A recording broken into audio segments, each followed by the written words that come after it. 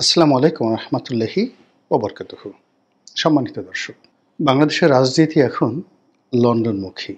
আমরা যারা বাংলাদেশে আছি তারা প্রায় সবাই লন্ডন থেকে কি সিদ্ধান্ত আসে সেই বিষয়ের উপর অধীর আগ্রহে নজর রাখছি। কারণটা হলো, বাংলাদেশের এই মুহূর্তে ক্ষমতার যে প্রতিভূ, এবং বলা হয়ে থাকে যে নির্বাচন হলে যারা ক্ষমতায় আসবেন তাদের প্রধান নেতা এখন লন্ডনে আছেন। আবার অন্যদিকে এখন এই মুহূর্তে রাষ্ট্র পরিচালনায় নিযুক্ত ডক্টর মোহাম্মদ ইউনূস তিনিও লন্ডন গিয়েছেন। তার এই লন্ডন গমন নিয়ে পক্ষে বিপক্ষে নানা রকম কথাবার্তা রয়েছে। প্রথম দিকে যেটা বলা হলো যে তিনি ইংল্যান্ডে গেছেন, মূলত ইংল্যান্ডের যে রাজা তার একটি পুরস্কার রয়েছে, বিভিন্ন সেক্টরে তিনি গুণী ব্যক্তিদের পুরস্কার দেন এবং তিনি সেই পুরস্কার ডক্টর মোহাম্মদ ইউনূসকেও এই বছর দেবেন। তো আমরা যারা সাধারণ মানুষ তারা সরকারের সেই কথা বিশ্বাস করলাম। তারপর দেখা গেল যে আওয়ামী লীগপন্থী যারা লোকজন, বিশেষ করে জনাব সজীব ওয়াজেদ জয়, তিনি ইন ডিটেলস একটা ফেসবুক স্ট্যাটাস দিলেন যে রাজা চার্লস যে পুরস্কার দিচ্ছেন সেই পুরস্কারের যে তালিকা, অর্থাৎ কারা কারা পাচ্ছেন সেই তালিকার মধ্যে ডক্টর মোহাম্মদ ইউনূসের নাম নেই।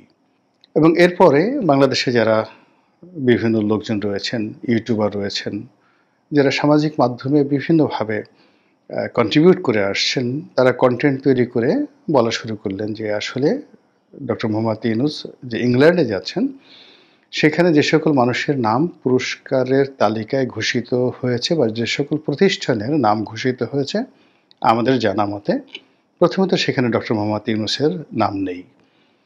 অন্যদিকে যে সকল প্রতিষ্ঠানকে পুরস্কার দেওয়া হচ্ছে সে সকল প্রতিষ্ঠানের সঙ্গে ডক্টর মোহাম্মদ ইউনূসের সম্পর্ক রয়েছে কি নেই ওটা নিয়ে বাংলাদেশের কোনো লোক বলতে পারছেন না, এবং তারপর তিনি ইংল্যান্ডে গিয়েছেন।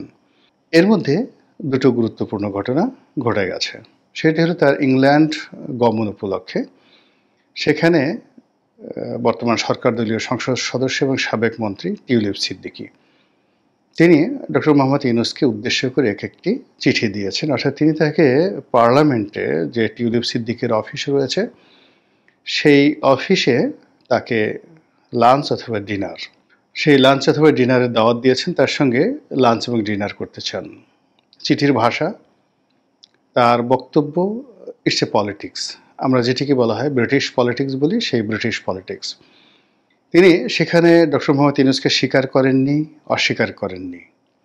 তিনি সেখানে সম্মানও জানাননি, আবার অসম্মানও জানাননি।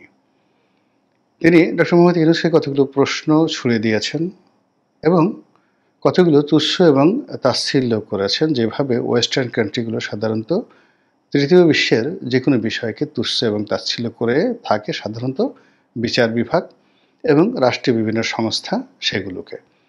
আবার অন্যদিকে আমরা যারা বাঙালি, আমাদের এই বাঙালি দেশ, এই বাঙালি সম্পর্কে, বাংলাদেশ সম্পর্কে টিউলিপ সিদ্দিকী যেটি বলেছেন সেটিও খুবই প্রণিধানযোগ্য। আর সেই রাষ্ট্রের পক্ষে ডক্টর মোহাম্মদ ইউনূস যে ইংল্যান্ডে যাচ্ছেন সেটাকে টিউলিপ সিদ্দিকী তেমন কোনো গুরুত্বপূর্ণ বিষয় মনে করছেন না। তো এটি নিয়ে কয়েকদিন আলাপ আলোচনা হলো।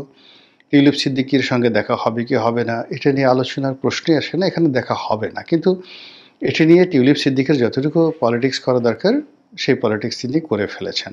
এই গেল একটা। দ্বিতীয় যে বিষয় সেটি হলো ডক্টর মোহাম্মদ ইউনূসের সঙ্গে জনাব তারেক রহমানের বৈঠক। তো প্রথম দিকে এই বৈঠকটি নিয়ে কোনো রাজ শব্দ হয়নি, এবং এই বৈঠকটি আসলে বিএনপির পক্ষ থেকে করা হচ্ছে, অর্থাৎ বিএনপি আগ্রহ দেখিয়ে তারেক রহমান সাহেবের সঙ্গে ডক্টর মোহাম্মদ ইউনূসের যে বৈঠক সেটি আয়োজন করতে চাচ্ছে, নাকি ডক্টর মোহাম্মদ ইউনূস তারেক রহমান সাহেবের সঙ্গে বৈঠকে বসতে চাচ্ছেন। যেহেতু সরকারের পক্ষ থেকে ওইভাবে মিডিয়াতে, বিশেষ করে আমাদের সামাজিক মাধ্যমে ওইরকম স্ট্রংলি রিপ্রেজেন্ট করার মতো কোনো ব্যক্তিত্ব নেই, তো কাজেই বিএনপি পন্থী যারা লোকজন তারা সামাজিক মাধ্যমে যেভাবে একটি উত্তাপ ছড়াচ্ছেন তাতে মনে হচ্ছে যে ডক্টর মোহাম্মদ ইউনূস বা তার সরকার তারেক রহমান সাহেবের সঙ্গে বৈঠক করার জন্য রীতিমতো মরিয়া হয়ে পড়েছেন। এই গেল একটা। দ্বিতীয় যে বিষয়টি হলো যে তারেক রহমান সাহেব কি ডক্টর মোহাম্মদ ইউনূস সাহেবের সঙ্গে বসবেন এটি বিএনপির লোকজনের প্রধান প্রশ্ন। অন্যদিকে বিএনপি মনে করছে যে তারেক রহমান সাহেব যদি ডিজায়ার করেন বসার জন্য, অনুমতি দেন বা তিনি রাজি হন, তখন ডক্টর মোহাম্মদ ইউনূস তার সঙ্গে বৈঠক করতে বাধ্য ইংল্যান্ডের মাটিতে। এখানে ডক্টর মোহাম্মদ ইউনূসের ইচ্ছা অনিচ্ছা বলে কিছু আছে, এরকম সামাজিক মাধ্যমে যারা বিএনপির পক্ষে কথাবার্তা বলছেন তারা অন্তত সেই জিনিসটি প্রকাশ করছেন না। আমরা বাংলাদেশে বসে যে জিনিসগুলো জানতে পেরেছি সেটা হলো জনাব তারেক রহমান সাহেব প্রশ্ন করেছেন কেন বসবেন, কিভাবে বসবেন। আবার কেউ কেউ বলছেন যে তিনি একেবারেই রাজি ছিলেন না প্রথম দিকে, পরবর্তীতে তিনি রাজি হয়েছেন। বাংলাদেশের বেশ কয়েকটি মেইনস্ট্রিমের যে পত্রিকা সেখানে নিউজে এসেছে যে সরকারের সঙ্গে বিএনপি যে একটি মুখোমুখি অবস্থানে চলে এসেছে, একটি সংঘাতপূর্ণ পরিবেশ প্রায় তৈরি হয়ে গেছে এবং এই যে আমাদের পবিত্র ঈদুল আজহার যে বন্ধ সরকারি ছুটি, এই ছুটির পরই রাজনৈতিক অঙ্গন উত্তপ্ত হয়ে পড়বে এবং এই উত্তপ্ত অবস্থা থেকে সরকারকে এবং বিএনপিকে রক্ষা করার জন্য বেগম জিয়া, বিএনপির চেয়ারপারসন, তিনি উদ্যোগ গ্রহণ করেছেন এবং তিনি নির্দেশ দিয়েছেন যে এই মুহূর্তে সরকারের সঙ্গে কখনোই অসহযোগিতা করা যাবে না। এতে করে বিএনপি এবং সরকারের কারোরই লাভ হবে না। এইভাবে পত্রপত্রিকায় একটা উত্তাপ ছড়িয়ে মূলত বিএনপির যারা লোকজন তারা বিএনপির মর্যাদাকে আপহোল্ড করতে চাচ্ছে অথবা বিএনপির মুখ রক্ষা করতে চাচ্ছে, হোয়াট এভার মেবি। আমরা সেই বিষয়গুলোতে আলোচনা না করে আজকের যে প্রসঙ্গ সেটি হলো, আজকে 10 তারিখে আমি এই ভিডিওটা করছি। বাংলাদেশের পত্রপত্রিকা বা সামাজিক মাধ্যমে যে খবর ছড়িয়েছে তা হলো এই মাসের 13 তারিখে অর্থাৎ জুন মাসের 13 তারিখে ডক্টর মোহাম্মদ ইউনূস এবং জনাব তারেক রহমান সাহেবের মধ্যে একটা সম্ভাব্য বৈঠক হতে পারে।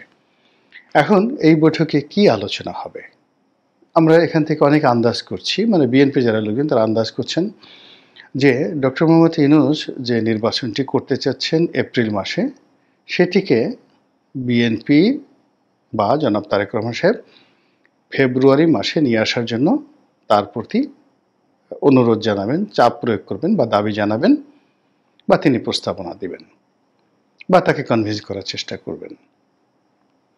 আর জনাব ডক্টর মোহাম্মদ ইউনূস তিনি যদি এই দাবি মেনে নেন তাহলে তার কোনো কথাই রইল না, ফেব্রুয়ারি মাসে নির্বাচন হবে এবং ফেব্রুয়ারি মাসে নির্বাচন হওয়ার জন্য রাজনৈতিক দলগুলো মোটামুটি ঐক্যমত্যে পৌঁছে গেছে।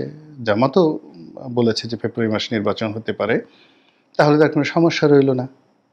আর এরকম যদি একটা সরল সমীকরণ হয়ে যায় ফেব্রুয়ারি মাসে নির্বাচন হবে, তাহলে তার কোনো অনিশ্চয়তা থাকলো না। ডক্টর মোহাম্মদ ইউনূস একটি নির্বাচন দিবেন, বিএনপি ক্ষমতায় আসবে, আর ডক্টর মোহাম্মদ ইউনূস ক্ষমতা হস্তান্তর করে সসম্মানে তার জায়গাতে পৌঁছে যাবেন। এটাই আপাতত মনে হচ্ছে। কিন্তু ঘটনা কি এত সহজ? রাজনীতি কি এতটা সরল? কিংবা আমরা যেভাবে কাউন্ট করি বা আমরা যেভাবে হিসাব করি ঠিক ওইভাবে কি রাজনীতির মাঠ, মানে ওভাবে রাজনীতির মাঠ গোছানো সম্ভব বা রাজনীতির মাঠে ওই ধরনের কার্যক্রম চলে? মোটেও নয়। বাস্তব ব্যাপার হলো এটা ভীষণ রকম একটা জটিল প্রক্রিয়া রাজনীতির অঙ্গন। এখানে প্রতিটি মিনিটে মিনিটে সিদ্ধান্ত পরিবর্তন হয়ে যায়, পরিবেশ পরিস্থিতি পরিবর্তন হয়ে যায় এবং 24 ঘন্টার ব্যবধানে রাজা ফকির হয়ে যায় আর ফকির রাজা হয়ে যায়। তো কাজেই সেখানে 2026 সনের এপ্রিল মাস হোক কিংবা ফেব্রুয়ারি মাস হোক কিংবা জুন মাস হোক, যেটি ডক্টর মোহাম্মদ ইউনূসের একেবারে চূড়ান্ত মনোবাসনা ছিল যে 2026 সনের এপ্রিল মাসের 30 তারিখের মধ্যে নির্বাচন হবে। আমার ব্যক্তিগত অভিমত ছিল যে এটি যদি বিএনপি মেনেও নেয় তবুও 2026 সনের জুন মাসে নির্বাচন হবে না। আবার এই যে ডক্টর মোহাম্মদ ইউনূস বলেছেন যে এপ্রিল মাসে নির্বাচন হবে প্রথমার্ধে, মানে 15 তারিখের মধ্যে, এটাও আমার কাছে মনে হচ্ছে যে সরকার একটি কৌশল, অর্থাৎ এই নির্দিষ্ট সময় পর্যন্ত বিএনপিকে স্টপ রাখা, পরবর্তীতে যা হবার তা হবে। আবার বিএনপির পক্ষ থেকে যা কিছু করা হচ্ছে, কাউন্টার প্রস্তাব দেওয়া হচ্ছে বা ডক্টর মোহাম্মদ ইউনূসের সঙ্গে একটা সমঝোতার চেষ্টা করা হচ্ছে, এটিও শেষ পর্যন্ত হবে না। এবং এখানেও মোটামুটি কূটনীতি, ভাওতাবাজি বা ধরুন মনে একরকম বাইরে একরকম, এরকম একটা পরিবেশ পরিস্থিতি তৈরি হবে বলে আমি মনে করছি। তো এরকম যখন একটা মতদ্বৈততা, বিভেদ, বিসংবাদ, ঠিক সেই সময়টাতে জনাব তারেক রহমান এবং ডক্টর মোহাম্মদ ইউনূসের যে বৈঠকটি, এই বৈঠকটি নানা কারণে আমার দৃষ্টিতে বুমেরাং হবে। বুমেরাং হবে হলো ২ জনের মধ্যে সব দিক থেকে একেবারে বিপরীত মেরুর কতগুলো ক্যারেক্টারিস্টিক্স রয়েছে এবং তাদের এই শীর্ষ বৈঠকে মধ্যস্থতা করার মতো কোনো লোক নেই। তারেক রহমান সাহেবের পক্ষেও নেই, যিনি কিনা ডক্টর মোহাম্মদ ইউনূসের প্রতি প্রভাব বিস্তার করতে পারেন। ডক্টর মোহাম্মদ ইউনূসের সঙ্গেও কেউ নেই, যিনি কিনা তারেক রহমান সাহেবের প্রতি প্রভাব বিস্তার করতে পারেন। ফলে এই দুজন মানুষ যখন বৈঠকে বসবেন, তারা তাদের চিন্তা, চেতনা, শিক্ষা, দীক্ষা এটির একটা এক্সট্রিম পর্যায়ে তারা থাকবেন। ফলে এখানে কোনো ভালো কিছু হবে না, বরং মন্দ কিছু হবে। এই কারণে হবে যে দুজনের যে চরিত্র, দুজনের শিক্ষা, দুজনের দীক্ষা, দুজনের ক্ষমতা, এর যে বলয়, এটা একেবারে সম্পূর্ণ বিপরীতমুখী। যেমন ধরুন, তারেক রহমান সাহেবের ক্ষমতার উৎসটা কী? সেই ক্ষমতার উৎসটাকে ডক্টর মোহাম্মদ ইউনূস এখনো পর্যন্ত বুঝতে পারেননি, আন্দাজ করতে পারেননি, ওজন করতে পারেননি। একটি রাষ্ট্রে, গণতান্ত্রিক রাষ্ট্রে একটি রাজনৈতিক দলের ক্ষমতা, জনসমর্থন এবং জনপ্রিয়তা, এটার পরিণতিতে একজন নেতার হাতে কী কী ক্ষমতা থাকে, যেটি তারেক রহমানের হাতে আছে, সেটা একজন অনির্বাচিত ব্যক্তি, অরাজনৈতিক ব্যক্তি কখনো আন্দাজ করতে পারেন না। এগুলো এক। অন্যদিকে তারেক রহমান সাহেব এখনও হয়তো বুঝে উঠতে পারছেন না যে ডক্টর মোহাম্মদ ইউনূস লন্ডন, আমেরিকার কোন শক্তির প্রতিভূ হয়ে হঠাৎ করে বাংলাদেশের উপর এভাবে চেপে বসলেন এবং সমস্ত রাজনীতির যাকে বলা হয় কলকাঠি তার হাতে চলে এলো। তিনি এখন পর্যন্ত বুঝতে পারছেন না যে এই গত 10 মাস ধরে এত প্রতিকূল অবস্থার মধ্যে কী করে ডক্টর মোহাম্মদ ইউনূস টিকে আছেন।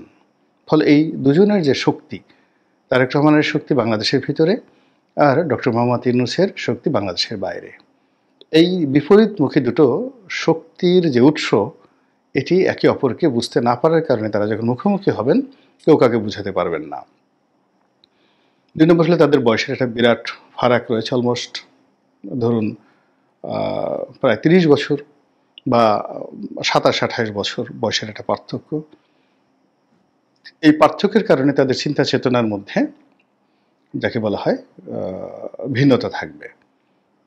এরপরে দুজনই যার যার আপন ভুবনে এক নায়ক। তারেক রহমান সাহেব তার দল পরিচালনা করেন নিজস্ব ইচ্ছায়, কারোর সাথে পরামর্শ, ডাজ নট ম্যাটার, তিনি তার মতো করে একেবারে যাকে বলা হয় বুলেট আকারে সিদ্ধান্ত নেন, এটা হবে, এটা হবে না, এই কমিটি বাদ, এই কমিটি হবে, কাল হবে না, পরশু হবে, এখন নির্বাহী কমিটির বৈঠক হবে, এখন এক্সিকিউটিভ কমিটির বৈঠক হবে, এখন হবে না। ওনার সিদ্ধান্তটাই একেবারে চূড়ান্ত। নেপোলিয়ন বোনাপার্ট যেভাবে ফ্রান্সে চালাতেন, ঠিক উনি ওইভাবে তার দলটি চালাচ্ছেন। আবার একইভাবে ডক্টর মোহাম্মদ ইউনূস ওই একই প্রক্রিয়াতে তিনি তার প্রতিষ্ঠান চালিয়েছেন এবং এখন যে সরকার, তার যতটুকু ক্ষমতা আছে, সেই ক্ষমতাটা তিনি কারোর সঙ্গে শেয়ার করছেন না, কারোর সঙ্গে আলোচনা করছেন না। তার যেভাবে মনে হচ্ছে সেভাবে নিয়োগ দিচ্ছেন, যেভাবে মনে হচ্ছে সেভাবে বদলি করছেন এবং যেভাবে তিনি তার যে সিদ্ধান্ত বাস্তবায়ন করতে চাচ্ছেন, ঠিক ওইভাবেই হচ্ছে। ফলে দুটো শক্তিশালী লোহা বা পদার্থ যখন পরস্পরের সাথে একত্র হয়, সেখানে সংঘর্ষ হয়, সেখানে জোড়া লাগে না। তো সেই ক্ষেত্রে ডক্টর মোহাম্মদ ইউনূসের যে ক্যারেক্টারিস্টিক্স এবং জনাব তারেক রহমান সাহেবের যে ক্যারেক্টারিস্টিক্স, এটি হিতে বিপরীত হয়ে যাবে। ৩ নম্বর হলো এই দুইজন ব্যক্তির, ডক্টর মোহাম্মদ ইউনূস এবং তারেক রহমান সাহেব, এই দুইজন ব্যক্তির জীবনে নেগোসিয়েশনের মাধ্যমে কিছু অর্জন করার কোনো ইতিহাস নেই। তারা যেখানে নেগোসিয়েশন করতে গেছেন, সেখানেই হিতে বিপরীত হয়েছে। তারেক রহমান সাহেব যেমন এরশাদ সাহেবের সাথে নেগোসিয়েশন করার চেষ্টা করেছিলেন, হয়নি। জামাতের সাথে চেষ্টা করেছিলেন, হয়নি। অনেকের সাথে তিনি নেগোসিয়েশন করার চেষ্টা করেছেন, শেষ পর্যন্ত সেটা টিকে থাকেনি। এবং তার কাছে যারা যায় বা গেছে, স্বার্থের জন্য যায়, কিন্তু স্বার্থ শেষ হলে অনেকে তাকে ছেড়ে চলে আসে বা তিনি অনেকে বাদ দিয়ে দেন। কিন্তু রাজনীতির যে আর্ট অফ নেগোসিয়েশন, এটি জনাব তারেক রহমান সাহেবের জীবনে কখনো ঘটেনি। একই অবস্থা ডক্টর মোহাম্মদ ইউনূস। তিনিও সারা জীবন চেষ্টা করে কারোর সঙ্গে নেগোসিয়েশন করতে পারেননি। তার গ্রামীণ ব্যাংকের কর্মকর্তা-কর্মচারী, তার গ্রামীণ টেলিকমের কর্মকর্তা-কর্মচারী, তারপরে শেখ হাসিনা থেকে শুরু করে আরও অনেকের সঙ্গে, যাদের সঙ্গে তার বিরোধ চূড়ান্ত পর্যায়ে ছিল, তিনি শত চেষ্টা করেও কারোর সঙ্গে নেগোসিয়েশন করতে পারেননি। নেগোসিয়েশন করার জন্য যে ছাড় দিতে হয়, তারপরে শেষে উদার হতে হয়, মাথা নোয়াতে হয়, এরকম অনেক কিছু গুণাবলী থাকা দরকার, যে গুণাবলী এই দুজনের কারোর মধ্যে আমরা তাদের অতীত কর্মকাণ্ডের মধ্যে দেখিনি। ফলে লন্ডনের মাটিতে এই দুই ব্যক্তি যখন মুখোমুখি হবেন, সেখানে ভালো কিছু আসবে আমি আশা করি না। বরং যেটা মনে হচ্ছে যে তাদের ব্যক্তিত্ব, শিক্ষা, দীক্ষা, চরিত্র, এটার একটা চূড়ান্ত, যাকে বলা হয় পারফরম্যান্স দেখানোর জন্য, একে অপরের প্রতি প্রভাব বিস্তার করার জন্য তারা উভয় চেষ্টা করবেন। আর সেই চেষ্টা করতে গিয়ে এখন যতটুকু সম্পর্ক আছে সরকারের সঙ্গে বিএনপির, সেটি আরও ঝুঁকিতে পড়বে বলে আমি মনে করছি। আল্লাহ ভালো জানেন। আল্লাহ আমাদের সবাইকে হেদায়েত দান করুন এবং হেফাজত করুন। আসসালামু আলাইকুম রহমতুল্লাহি ওয়া বারাকাতুহু।